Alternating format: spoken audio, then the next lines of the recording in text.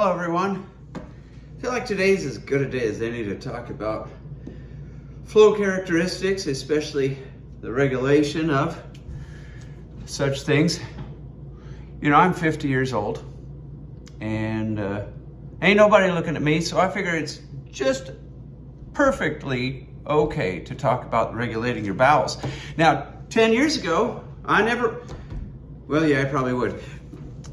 20 years ago, I wouldn't have talked at all about, okay, so I probably would have then too. When I was 15, I never would have talked at all about regulating your bowels, but things change. And so I'm going to talk a little bit about psyllium husk.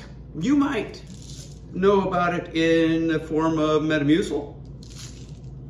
And it is a soluble fiber, which I guess means it absorbs water. It also doesn't really like to be digested, which kind of makes it sound like it restricts flow.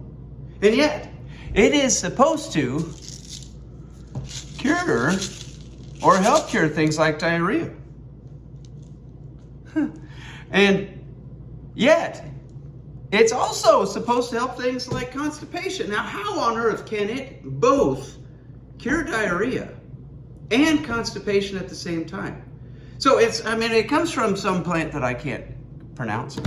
The seeds of that plant and the shells, husks, psyllium husk. Anyway, not only does it aid in diarrhea and constipation, but it makes you feel full, which also kind of feels like it restricts, but it doesn't.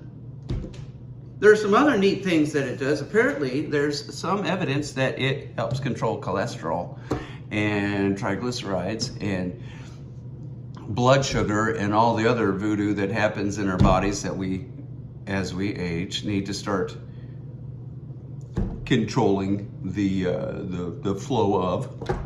So this particular kind is just like everything else you can buy at the store. It is orange. There's an obsession with the orange flavor of psyllium husk.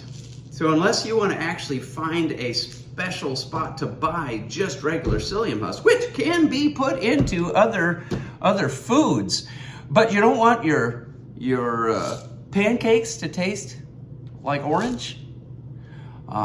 So anyway, it's supposed to be very good for regulating the natural flow of your internals.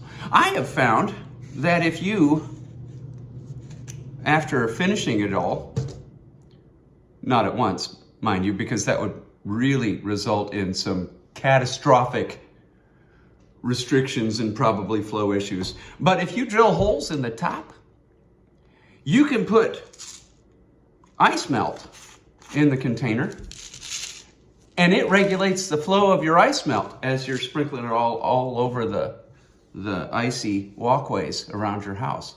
So one last thought for the road. Don't call it a comeback.